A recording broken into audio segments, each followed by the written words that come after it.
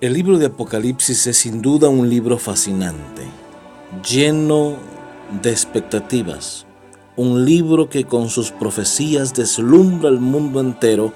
En sus diferentes estudios, cada persona ve en el Apocalipsis una esperanza.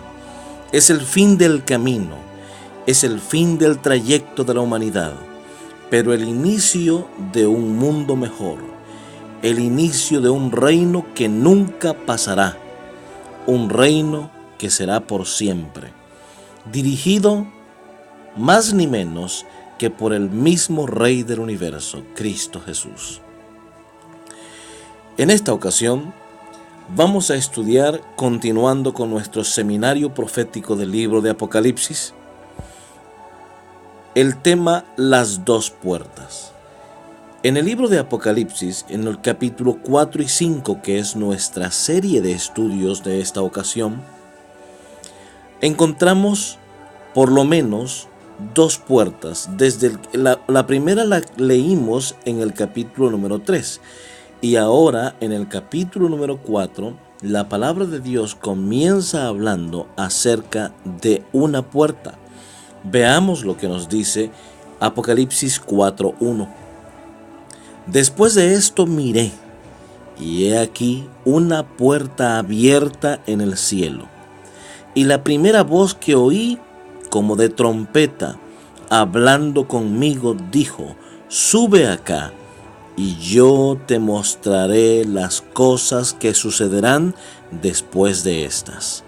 Apocalipsis 4:1. El comienzo de esta visión, o la continuación de esta visión que el profeta Juan está recibiendo, inicia precisamente con que el profeta ve una puerta abierta. Esa puerta es la que lo conduce, porque dice que lo invita: ven acá y te mostraré las cosas que han de suceder después de estas. Y cuando Juan sube y entra por esa puerta, es cuando comienza a ver el escenario de la adoración celestial de la cual hablábamos en el estudio anterior. Cuatro seres, primero ve un trono, y en ese trono un ser indescriptible sentado. Sobre el trono había un arco iris, y enfrente del trono habían 7 lámparas, que son los 7 espíritus, y alrededor del trono 4 seres vivientes, y alrededor de los 4 seres vivientes 24 ancianos sentados en 24 tronos. Y mientras los 4 seres vivientes decían: santo, santo, santo, los 24 ancianos vestidos de blanco tomaban sus coronas y las ponían delante del trono en señal de adoración. Esta puerta abierta es el primer tema que nos ocupa en esta serie de Apocalipsis 4 y 5. ¿Cuál es esa puerta abierta que Juan ve? ¿Cuál es? ¿Qué es lo que representa esa puerta abierta que el profeta Juan ve? ¿Y por qué el texto y por qué el título más bien del estudio de hoy hablamos de dos puertas? ¿Cuál es esa segunda puerta que vamos a tratar el día de hoy? El mismo libro de Apocalipsis, en el capítulo 3 y el versículo 7, nos dice: escribe al ángel de la iglesia de Filadelfia. Esto dice el santo, el verdadero, el que tiene la llave de David, el que abre y ninguno cierra, y cierra y ninguno abre. Y si seguimos leyendo, dice: he abierto una puerta delante de ti. En otras palabras, lo que estamos viendo allí en el mensaje de Jesucristo a la iglesia de Filadelfia, si ustedes siguieron la serie de las 7 iglesias de este mismo seminario de Apocalipsis, cuando estudiamos acerca del mensaje a Filadelfia, entendimos que ese periodo de tiempo está enmarcado desde el año de 1798 hasta el año 1844. En 1844 o alrededor de esa fecha sucede un despertar religioso en todo el mundo, especialmente en las Américas.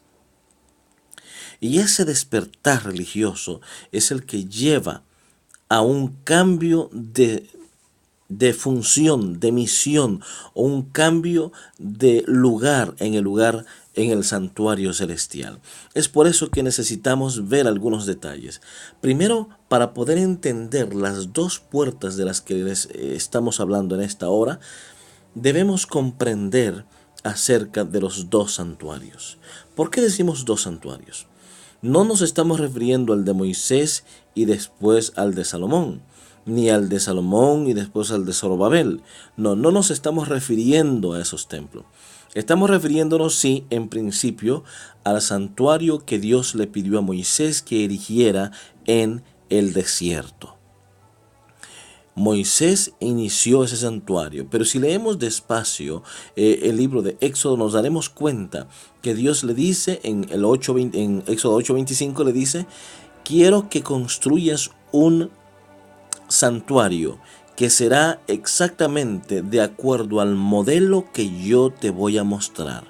En otras palabras, Dios le está diciendo a Moisés que hay un santuario que es mucho mejor que el que él va a hacer en el desierto. Cuando leemos el libro de Hebreos, nos dice el libro de Hebreos que Jesús es nuestro mejor sumo sacerdote, de un santuario mejor que el de Moisés. Un santuario no hecho con mano humana. En otras palabras, nos deja claro el texto bíblico de que en el cielo hay un santuario, el cual sirvió de inspiración para que Moisés erigiera un santuario en el desierto de acuerdo a las instrucciones que Dios mismo le había dado. Haciendo un repaso rápidamente, hablaremos acerca de las partes del santuario. El santuario tenía prácticamente dos partes en donde se oficiaba la ceremonia, pero yo diría más bien había tres partes. La primera parte era el atrio. En el atrio se encontraba el altar del sacrificio y se encontraba también el lavacro. Estos dos utensilios estaban en el patio, en el atrio del santuario. Una vez que el sumo sacerdote, y hablaremos en concreto de la fiesta del Yom Kippur, que era la fiesta del gran día del perdón, una vez que el sumo sacerdote sacrificaba el cordero en el altar del sacrificio, se lavaba las manos y entonces tomaba sangre y entraba al lugar santo del santuario terrenal. Y allí, en el lugar santo, se encontraban varios utensilios. Uno de ellos era el candelabro de oro puro, que debía estar encendido siempre, con 7 brazos. Esos 7 brazos o 7 lámparas que estaban encendidos representaba la justicia del Señor Jesús. Sin embargo, el aceite de oliva, el aceite puro de oliva que era puesto en el candelabro, representaba el Espíritu Santo. En cierto sentido, el candelabro era un símbolo del Espíritu Santo además. También se encontraba la mesa de los panes de la proposición, que también era una representación de Jesús. Y además de la mesa de los panes de la proposición, se encontraba cerca, frente a la puerta del lugar santísimo, siempre del lado del lugar santo, se encontraba el altar del incienso, que era donde se quemaba un incienso único y específico. Ahora bien, todas esas cosas representaban el ministerio sumo sacerdotal de Jesús en un santuario diferente que no era hecho de mano humana. Posteriormente, el sumo sacerdote tomaba sangre y pasaba del lugar santo al lugar santísimo por la puerta que era abierta y entraba entonces. Y al entrar al lugar santísimo se encontraba con varios utensilios. Número 1, se encontraba con el arca del pacto. El arca del pacto tenía una tapadera que se llamaba el propiciatorio, y sobre el propiciatorio estaban los querubines que guardaban el arca del pacto y lo que contenía adentro. ¿Qué contenía adentro? Contenían las 2 tablas de la ley del Señor.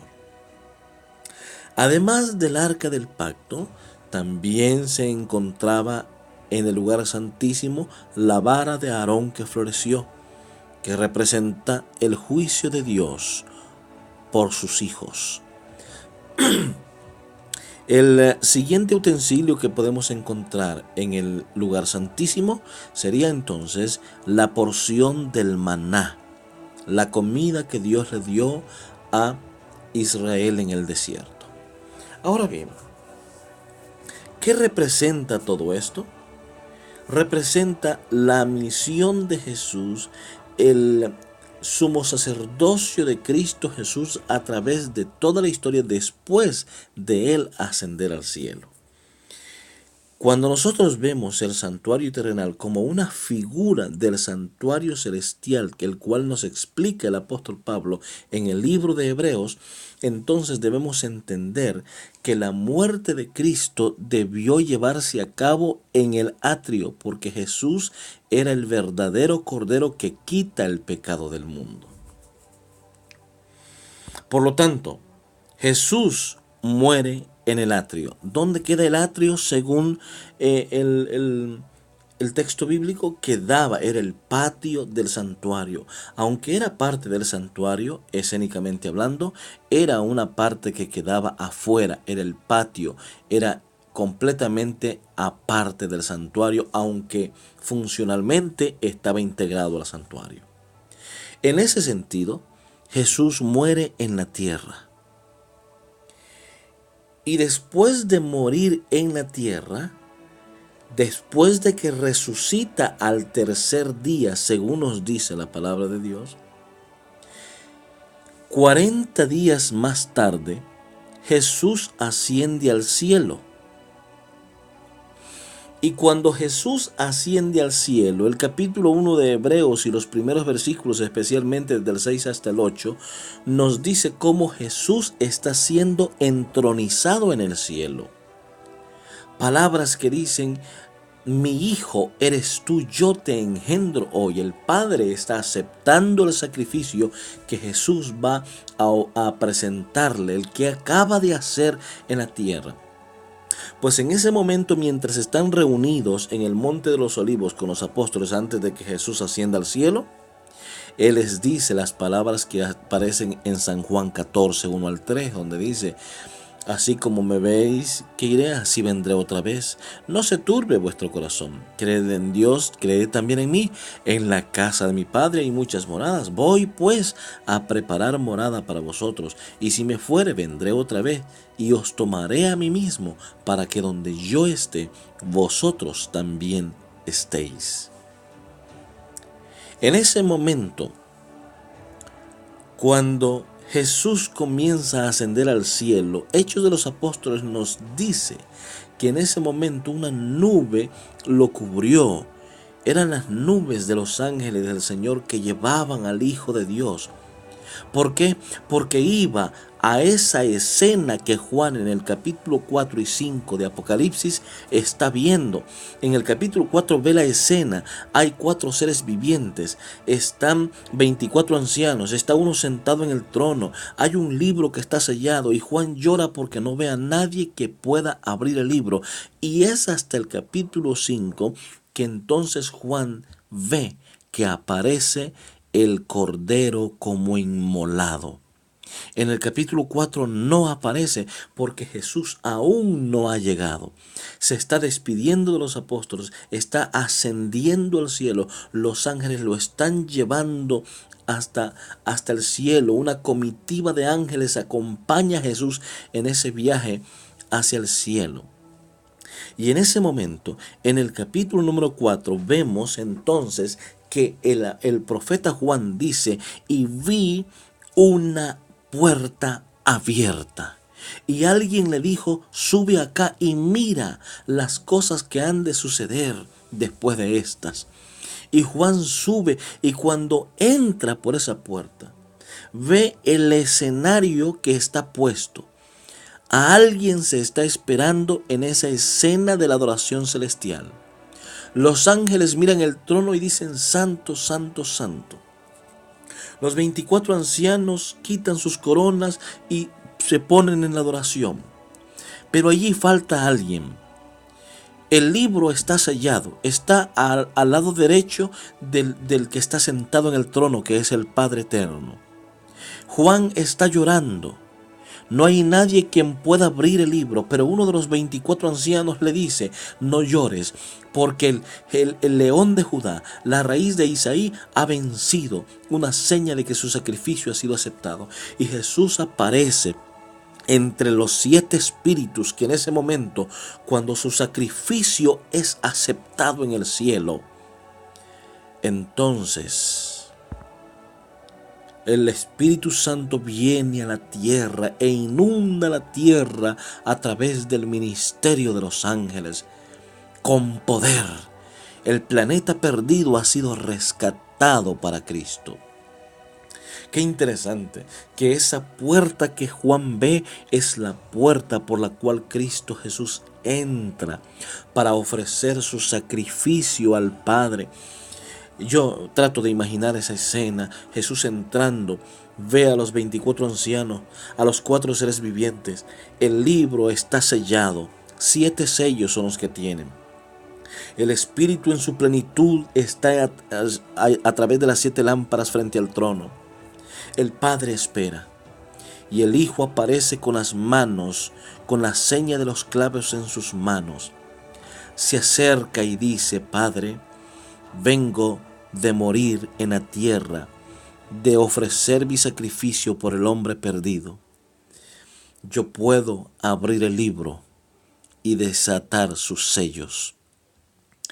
Y el Padre en ese momento acepta ese sacrificio. Eso ocurre en el año 31, unos 40 días después de que Jesús había resucitado. Asciende al cielo y según Hebreos capítulo 1, Jesús ofrece su sacrificio ante el Padre. Y el capítulo 5 nos dice que cuando vieron al Cordero que tomó el libro para poder desatar sus sellos, los 4 seres vivientes dijeron: Santo, Santo, Santo, y digno es el Cordero de toda alabanza, de toda autoridad, de todo el poder. Y los 24 ancianos se quitaron sus coronas y adoraron al Cordero que fue inmolado. Pero no solamente eso, sino que los millares y millones de ángeles alababan y adoraban al Cordero que fue inmolado, que entró por esa puerta que Juan ve en el capítulo número 4, versículo número 1, en el año 31 después de Cristo, a los 40 días después de su resurrección, ascendió al cielo y entró por la puerta abierta al lugar santo del santuario celestial, donde su Padre, los 24 ancianos, los 4 seres vivientes, el Espíritu en su plenitud y millones de ángeles esperaban para aceptar ese sacrificio por la raza pecadora. ¡Qué maravilloso es nuestro Dios! Ahora, desde ese momento se extiende un largo periodo en el cual Jesús está oficiando en el lugar santo. En el lugar santo Jesús estaba llevando a cabo ese momento especial. Pero cuando leemos un poco más atrás, en el libro de Apocalipsis, capítulo 3, versículo 7, allí en adelante, ahí se nos presenta como a la iglesia de Filadelfia, es decir, unos años antes de que comience el mensaje a la última iglesia, que sería la Odisea. Entonces aparece la iglesia de Filadelfia y a Filadelfia se le presenta una puerta abierta. Esta puerta abierta tiene que ver mucho con lo que sucede en la profecía de los 2300 años de Daniel 8:14. Esta puerta abierta, es decir, es para poder entrar por ella y saber qué es lo que hay dentro del lugar santísimo. Y dentro del lugar santísimo sabemos que lo que estaba era el arca del pacto, la ley del Señor, el maná y la vara de Aarón que floreció. Todo esto tiene un significado. Entonces Jesús dejaría el lugar santo y pasaría en el lugar santísimo. ¿Cuál es la evidencia? La profecía de las 2300 tardes y mañanas de Daniel 8:14, que se cumplirían en el año de 1844. Algunos cristianos, como fue el despertar religioso que hubo alrededor de esa fecha, Guillermo Miller, él equivocadamente dijo que Jesús venía a la tierra. Cuando nosotros vemos el capítulo número 7 de Daniel y el versículo número 9 hasta el 14, lo que encontramos en ese capítulo es el juicio que inicia, que ocurre al final del tiempo señalado por Dios, que estaría gobernando la bestia y el papado, y que terminan en 1798. Después de ese tiempo ocurriría lo del juicio. ¿Cuándo? Al final de los 2300 tardes y mañanas de Daniel 8:14, y entonces eso nos apunta al año de 1844. ¿Qué es lo que nos dice Daniel 7, 9 al 14 que ocurriría? Nos dice: estuve mirando hasta que fueron puestos tronos, y se sentó un anciano de días, cuyo vestido era blanco como la nieve, y el pelo de su cabeza como lana limpia. Su trono llama de fuego, y las ruedas del mismo fuego ardiente. Un río de fuego procedía y salía delante de él. Millares de millares le servían, y millones de millones asistían delante de él. El juez se sentó y los libros fueron abiertos. Nótese que este escenario es en el cielo. Yo entonces miraba a causa del sonido de las grandes palabras que hablaba el cuerno. Miraba hasta que mataron a la bestia y el 12. Y vamos a ir hasta el 13. Miraba yo en la visión de la noche, y aquí con las nubes del cielo venía uno como un hijo de hombre, que vino hasta el anciano de días, y le hicieron acercarse delante de él. Y le fue dado dominio, gloria y reino, para que todos los pueblos, naciones y lenguas le sirvieran. Su dominio es dominio eterno, que nunca pasará, y su reino uno que no será destruido. Qué interesante. Nos dice exactamente que el juez se sentó y los libros fueron abiertos. ¿Cuándo ocurre esto? En el juicio celestial. ¿Cuándo sucede esto? ¿En el gran día del juicio? No, eso ocurre al final de la profecía de los 1844. Esto no tiene que ver con la tierra, es decir, no sucede en la tierra, esto sucede en el cielo. Según nos dice Apocalipsis 3:7, a Filadelfia se le presenta esa puerta abierta. Filadelfia existe desde 1798 hasta el año de 1844. Representan a los cristianos de esa fecha, de ese periodo, a los cristianos del renacimiento espiritual, del renacer espiritual. Según Daniel 7, 9 al 14, es al final del periodo papal que comienza ese juicio en el cielo. ¿Qué nos dice esto entonces? Nos dice que Jesús entra por la puerta abierta al lugar santísimo del santuario celestial. Mientras que algunos aquí en la tierra esperaban a Jesús por segunda vez, en realidad lo que estaba sucediendo es que Jesús pasaba de la puerta del lugar santo al lugar santísimo. Entraba por esa puerta abierta. ¿Y saben algo? Es a partir de 1844, cuando Jesús entra al lugar santísimo, que todas las verdades que habían sido olvidadas y pisoteadas por el poder papal durante siglos, comienzan nuevamente a ser reestablecidas, restituidas, rescatadas. Todos aquellos que siguen a Jesús a través del lugar santísimo del santuario celestial, se dan cuenta de la vigencia de la ley de Dios, de la vigencia del cuarto mandamiento del día de reposo, se dan cuenta de la vigencia del juicio investigador que comienza en ese momento en el cielo, y se dan cuenta del mensaje de salud que había sido olvidado por muchos años. Mis queridos amigos, las dos puertas que encontramos tanto en Apocalipsis 4:1 como en Apocalipsis 3:7 en adelante representan la entrada de Jesús al lugar santo en el año 31. La primera puerta abierta sería la puerta del lugar santo, que va del atrio al lugar santo, que sucede en el año 31, unos 40 días después de que Jesús había resucitado, asciende al cielo y entra a la puerta que Juan ve en el capítulo 4, versículo 1. Y la otra puerta que vemos en el capítulo 3, versículo 7, es la puerta que conduce al lugar santísimo, que le es presentada a Filadelfia. Y esa puerta ocurre de acuerdo a lo que nos dice Apocalipsis 3:7 y el mensaje a la iglesia de Filadelfia, que existe en el periodo de 1798 a 1844.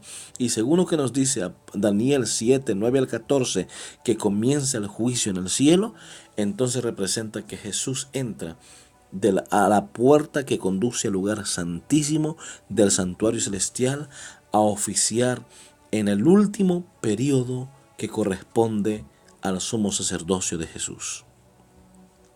La pregunta: ¿qué sucede después de que el oficio sacerdotal de Jesús termine en el lugar santísimo del santuario celestial?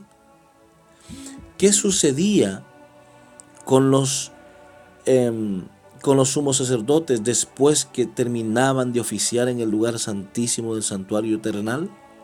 Después de que la Shekinah se manifestaba en el arca del pacto, en el propiciatorio, cuando bajaba la columna de fuego y había una reconciliación entre el hombre y Dios por medio de la fe en aquella sangre que era puesta en el propiciatorio, que representaba la muerte de Cristo Jesús. ¿Qué sucedía después? Después de eso, el sumo sacerdote terminaba de oficiar en el santuario.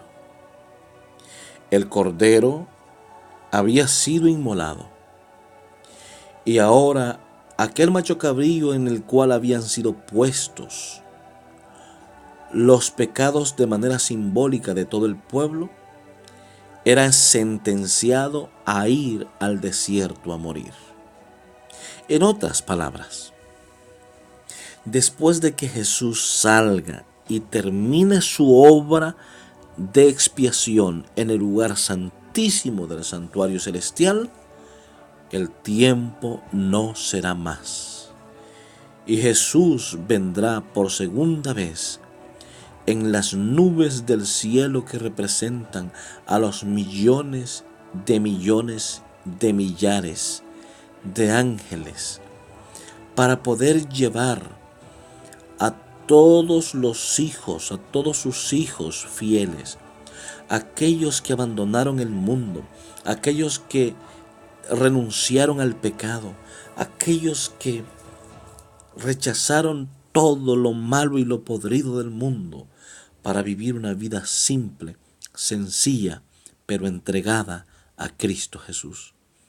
Mis queridos amigos, desde 1844 Jesús está en el lugar santísimo. Eso significa que está a punto de salir de ese lugar. ¿Cuándo? No sabemos. Pero cuando eso suceda, Él ya no va a otro lugar, sino que viene de nuevo a la tierra para llevar a sus hijos al reino celestial. Apocalipsis es un libro que nos ayuda a entender lo que sucede en este momento en la tierra a través de las profecías y a través de las visiones escénicas nos ayudan a entender lo que está sucediendo en el cielo. Las profecías apocalípticas son el mapa que nosotros necesitamos para poder entender que Cristo Jesús está por venir. No podemos decir cuándo. No podemos decir si faltarán 10 años, 5 años, 2 años o meses. Lo único que sí podemos decir es que ya el tiempo se está terminando. Y la esperanza de salvación también se está agotando. Es por eso que tú, mi querido amigo y hermano que me estás escuchando, debemos buscar a Jesús mientras pueda ser hallado. En el mismo capítulo 3 de Apocalipsis, Jesús dice: he aquí yo vengo pronto. He aquí yo toco a la puerta y llamo. Si alguno oye mi voz y abre la puerta, entraré a él, cenaré con él y él conmigo. Mi querido amigo y hermano, no desperdicies más tu tiempo en las cosas pasajeras de esta vida. Entrégale tu corazón a Jesús y deja que Él pueda hacer lo que tú no puedes hacer. Que el Señor te bendiga en esta hora. Y te invitamos para que puedas entrar a nuestro canal en YouTube, puedas apoyar nuestro ministerio evangelístico suscribiéndote en nuestro canal y siguiéndonos a través de nuestras plataformas. Estamos transmitiendo en vivo a través de YouTube y a través de Facebook Live. Sé parte de nuestro gran y hermoso ministerio anunciando el regreso de Jesús. Comparte nuestros videos y que Dios te bendiga en gran manera. Y quiero verte pronto en el reino de los cielos junto a Jesús. Que Dios te bendiga.